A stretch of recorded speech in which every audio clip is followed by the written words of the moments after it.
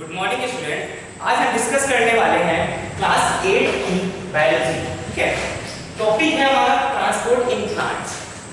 अगर ट्रांसपोर्ट की बात करें जो प्लांट्स में होता है तो कैसे होता है, प्लांट्स में टिश्यूज होते हैं। ठीक है, तो टिश्यूज क्या करते हैं, ट्रांसपोर्ट करते हैं वाटर एंड मिनरल्स हमारे प्लांट्स के अलग पार्ट्स में। अब एब्जॉर्ब कैसे होता है water, absorption of water in plant कैसे होता है एब्जॉर्ब वाटर। तो वाटर एब्जॉर्ब, वाटर सबसे पहले होता है किसमें है, सॉइल पार्टिकल्स में। सॉइल पार्टिकल्स हैं,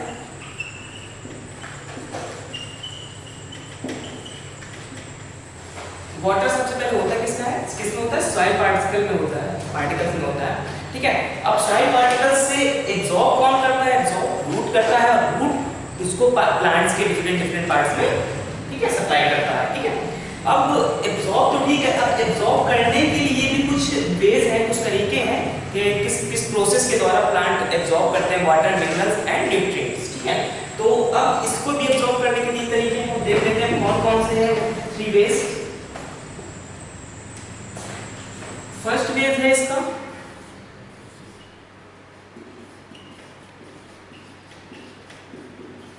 डिफ्यूजन।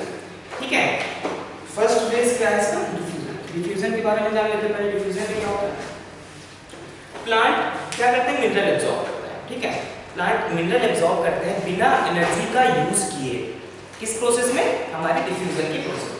ठीक है, अब प्लांट कैसे एब्जॉर्ब करते हैं इस प्रोसेस में। अब ये हाई कंस्ट्रक्शन एरिया से लेकर के लो कंस्ट्रक्शन एरिया में जाते हैं। ठीक है, तब जाके वो वहां से मिनरल्स को अलग अलग पार्ट में सप्लाई करते हैं।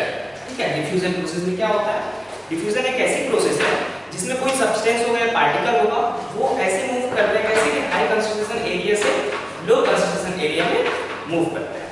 ठीक है, और तब तक वो मूव करेंगे जब तक कि वो अच्छे से पूरे हमारे प्लांट्स के जो पार्ट हैं उसमें फैले हैं। ठीक है, तब तक वो मूव करते रहेंगे। कौन मूव करते हैं, इसका डिफ्यूजन की प्रोसेस क्या होती है, डिफ्यूजन की प्रोसेस ये होती है कि हमारे जो मिनरल्स होते हैं वो हाई कंसंट्रेशन एरिया से लेकर के लो कंसंट्रेशन एरिया में मूव करते हैं, और मूव करते टाइम वो एनर्जी का यूज नहीं करते, किसी भी तरीके की एनर्जी का यूज नहीं करते हैं, और तब तक वो मूव करते रहते हैं जब तक वो मिनरल्स पूरे हमारे प्लांट्स के पार्ट में फैलते हैं। ठीक है, डिफ्यूजन क्लियर हो गया होगा। अब इसका एक अगर हम एग्जांपल लें और प्लांट का कोई एग्जांपल लें तो एक एग्जांपल हो जाएगा, हाँ, ink in water.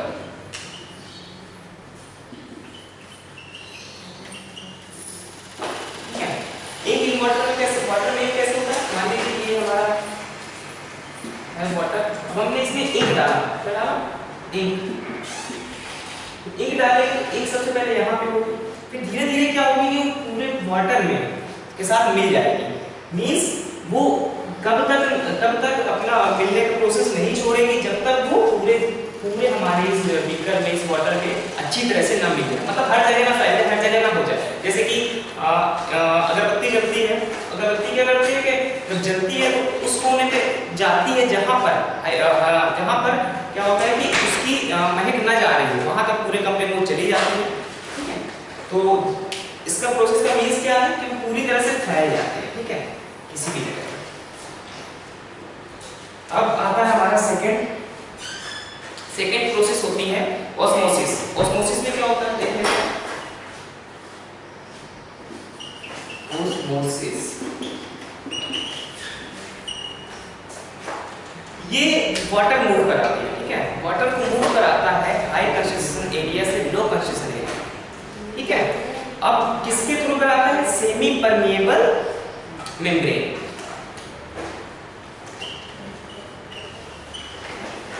Water supply through semi permeable membrane.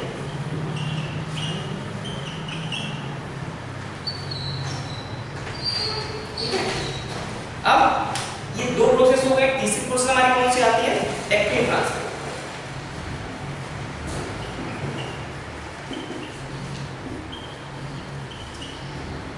Active transport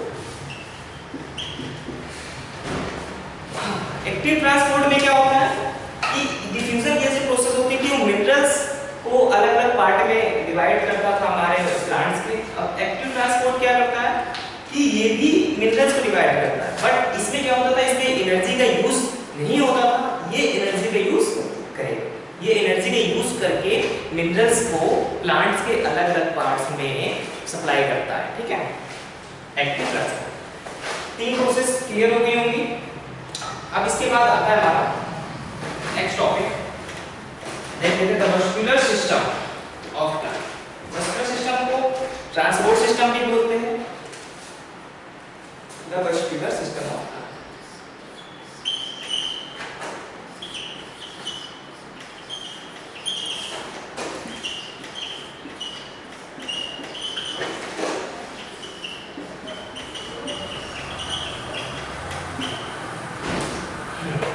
vascular system, इसमें भी प्लांट्स क्या करते हैं, एब्जॉर्ब करते हैं वाटर मिनरल्स को, लेकिन ये 2 कैटेगरीज में होता है।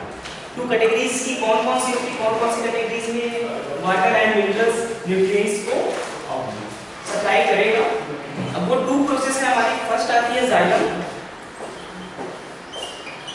एंड सेकंड आता है जाइलम। जाइलम हम कैसे वर्क करता है, ठीक है।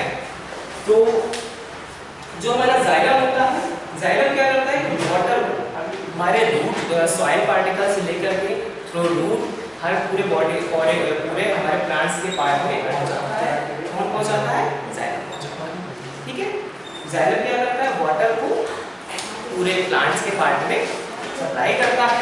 ठीक है, रूट से लेकर के पूरे स्टेम और जो भी लीव्स होंगी वहाँ पे जाइलम करेगा वाटर को, वाटर मिनरल्स को सप्लाई करेगा। और फ्लोएम क्या करता है, फ्लोएम जो लीफ जो फूड एब्जॉर्ब करती है, फूड बनाती है, उसको हमारे पूरे प्लांट्स के पार्ट में वो डिस्ट्रीब्यूट करता है। ठीक है, सप्लाई करता है।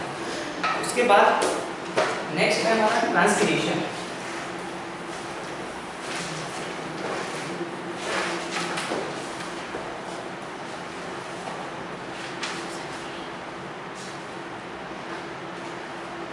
ट्रांसपिरेशन क्या होता है,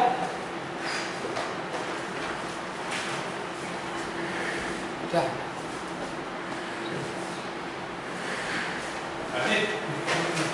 नेक्स्ट टॉपिक हमारा ट्रांसपिरेशन।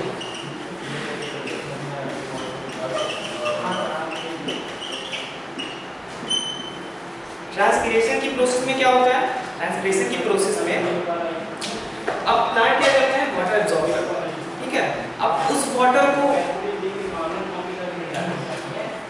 प्लांट्स क्या करते हैं, वाटर एब्जॉर्ब करते हैं। वाटर एब्जॉर्ब करने के बाद उस वाटर का कुछ पार्ट जो है फोटोसिंथेसिस की प्रोसेस में लगा देते हैं, और जो वाटर बचता है उसको क्या करते हैं कि वो कुछ बायोकेमिकल प्रोसेस होती है उनमें लगा देते हैं, और जो उसके बाद भी वाटर बचता है वो वाटर वेपर बन करके उड़ जाता है। किसके द्वारा उड़ जाता है, स्टोमेटा से। ठीक है, स्टोमेटा से वाटर वेपर बन के वो उड़ जाता है। तो इस प्रोसेस को क्या बोलते हैं, ट्रांसपिरेशन। मींस सबसे पहले क्या हुआ, वाटर एब्जॉर्ब करते हैं प्लांट, वाटर एब्जॉर्ब करने के बाद कुछ फोटोसिंथेसिस वाटर यूज करते हैं, कुछ बायोकेमिकल चेंजेस में यूज करते हैं, बायोकेमिकल जो एक्टिविटीज होती है उनमें यूज करते हैं। उसके बाद जो बचता है वो वाटर वेपर के फॉर्म में उसको उड़ा देता है स्टोमेटा। ठीक है, तो ट्रांसपिरेशन की प्रोसेस में ऐसा होता है। ट्रांसपिरेशन के बाद हमारा नेक्स्ट टॉपिक है रूट प्रेशर। नेक्स्ट टॉपिक हमारा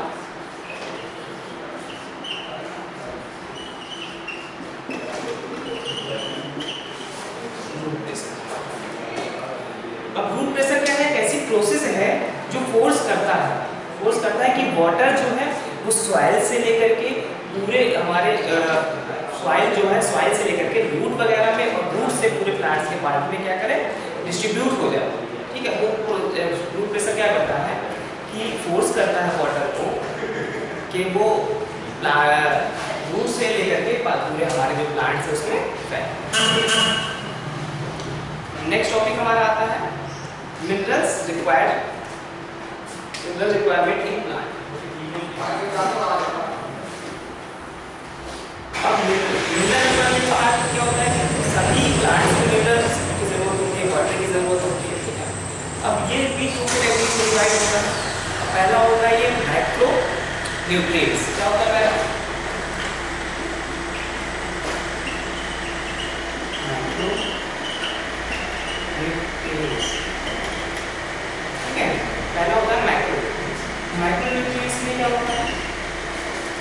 जब प्लांट्स को माइक्रोन्यूट्रिएंट्स में एक ऐसे न्यूट्रिएंट्स होते हैं जो ऐसे न्यूट्रिएंट्स होते हैं जिसमें प्लांट क्या करता है, लार्जर अमाउंट में न्यूट्रिएंट्स को एब्जॉर्ब करता है। ठीक है, माइक्रोन्यूट्रिएंट्स वो न्यूट्रिएंट्स होते हैं जो प्लांट ज़्यादा अमाउंट में, लार्जर अमाउंट में उसको एब्जॉर्ब करता है।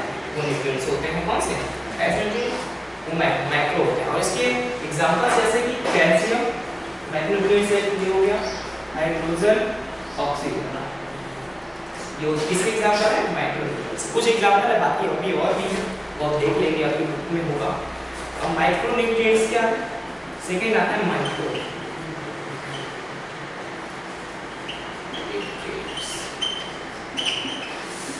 माइक्रोन्यूट्रिएंट्स में क्या होता है कि अभी इसमें लार्ज अमाउंट ऑफ न्यूट्रिएंट्स की जरूरत है, इसमें क्या होता है, इसमें बहुत ही कम स्मॉलर अमाउंट ऑफ